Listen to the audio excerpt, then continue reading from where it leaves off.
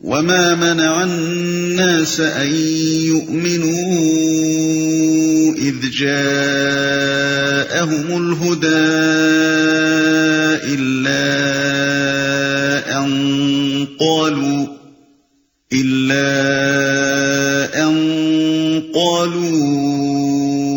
أَبَعَثَ اللَّهُ بَشَرًا رَّسُولًا۔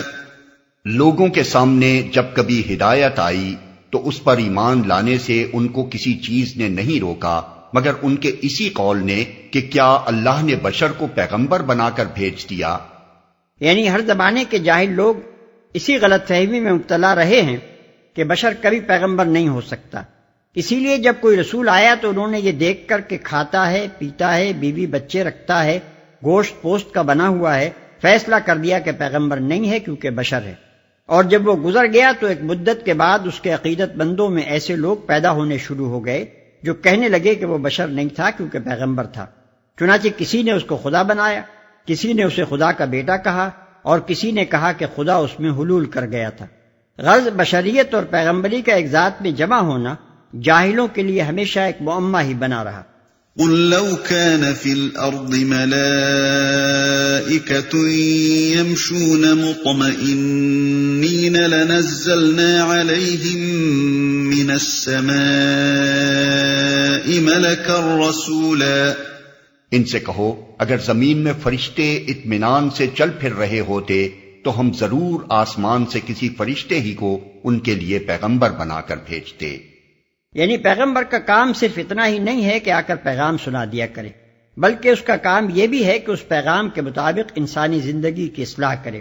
اسے انسانی احوال پر اس پیغام کے اصولوں کا انطباق کرنا ہوتا ہے، اسے خود اپنی زندگی میں ان اصولوں کا عملی مظاہرہ کرنا ہوتا ہے، اسے ان بے شمار مختلف انسانوں کے ذہن کی گتھیاں سلجھانی پڑتی ہیں جو اس کا پیغام سننے اور سمجھنے کی کوشش کرتے ہیں، اسے ماننے والوں کی تنظیم اور تربیت کرنی ہوتی ہے تاکہ اس پیغام کی تعلیمات کے مطابق ایک معاشرہ وجود میں آئے، اسے انکار اور مخالفت و مزاحمت کرنے والوں کے مقابلے میں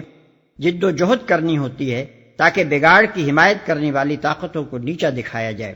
اور وہ اصلاح عمل میں آ سکے جس کے لیے خدا نے اپنا پیغمبر مبعوث فرمایا ہے۔ یہ سارے کام جبکہ انسانوں ہی میں کرنے کے ہیں تو ان کے لیے انسان نہیں تو اور کون بھیجا جاتا؟ فرشتہ تو زیادہ سے زیادہ بس یہی کرتا کہ آتا اور پیغام پہنچا کر چلا جاتا۔ انسانوں میں انسان کی طرح رہ کر انسان کے سے کام کرنا اور پھر انسانی زندگی میں منشاء الہی کے مطابق اصلاح کر کے دکھا دینا کسی فرشتے کے بس کا کام نہ تھا، اس کے لیے تو ایک انسان ہی موضوع ہو سکتا تھا۔ قُلْ كَفَى بِاللَّهِ شَهِيدًا بَيْنِي وَبَيْنَكُمْ إِنَّهُ كَانَ بِعِبَادِهِ خَبِيرًا بَصِيرًا۔ اے محمد ان سے کہہ دو کہ میرے اور تمہارے درمیان بس ایک اللہ کی گواہی کافی ہے، وہ اپنے بندوں کے حال سے باخبر ہے اور سب کچھ دیکھ رہا ہے۔ یعنی جس طرح سے میں تمہیں سمجھا رہا ہوں اور تمہاری اصلاح حال کے لیے کوشش کر رہا ہوں اسے بھی اللہ جانتا ہے، اور جو کچھ تم میری مخالفت میں کر رہے ہو اس کو بھی اللہ دیکھ رہا ہے۔ فیصلہ آخر کار اسی کو کرنا ہے، اس لیے بس اسی کا جاننا اور دیکھنا کافی ہے۔ وَمَن يَهْدِ اللَّهُ فَهُوَ الْمُهْتَدِ وَمَن يُضْلِلْ فَلَن تَجِدَ لَهُمْ أَوْلِيَاءَ مِن دُونِهِ وَنَحْشُرُهُمْ يَوْمَ الْقِيَامَةِ عَلَى وُجُوهِهِمْ عُمْيًا وَبُكْمًا وَصُمًّا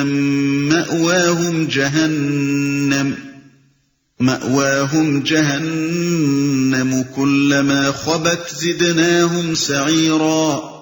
جس کو اللہ ہدایت دے وہی ہدایت پانے والا ہے، اور جسے وہ گمراہی میں ڈال دے تو اس کے سوا ایسے لوگوں کے لیے تو کوئی حامی و ناصر نہیں پا سکتا۔ ان لوگوں کو ہم قیامت کے روز اوندھے منہ کھینچ لائیں گے، اندھے، گونگے اور بہرے، ان کا ٹھکانہ جہنم ہے۔ جب کبھی اس کی آگ دھیمی ہونے لگے گی ہم اسے اور بھڑکا دیں گے،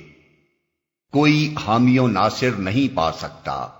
یعنی جس کی ضلالت پسندی اور ہٹ دھرمی کے سبب سے اللہ نے اس پر ہدایت کے دروازے بند کر دیے ہوں، اور جسے اللہ ہی نے ان گمراہیوں کی طرف دھکیل دیا ہو جن کی طرف وہ جانا چاہتا تھا، تو اب اور کون ہے جو اس کو راہ راست پر لا سکے؟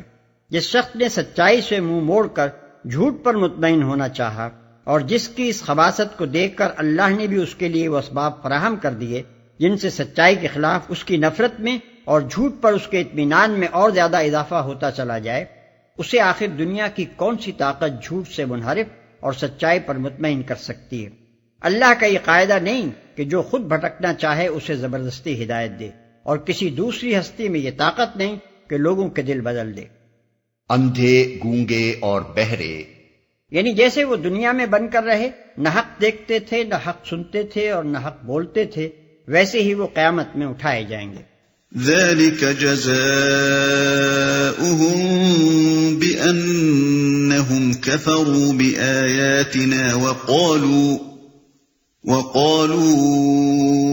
أإذا كنا عظاما ورفاتا أإنا لمبعوثون خلقا جديدا۔ یہ بدلہ ہے ان کی اس حرکت کا کہ انہوں نے ہماری آیات کا انکار کیا اور کہا کہ کیا جب ہم صرف ہڈیاں اور خاک ہو کر رہ جائیں گے تو نئے سرے سے ہم کو پیدا کر کے اٹھا کھڑا کیا جائے گا۔ اولم يروا ان اللہ الذي خلق السماوات والارض قادر على ان يخلق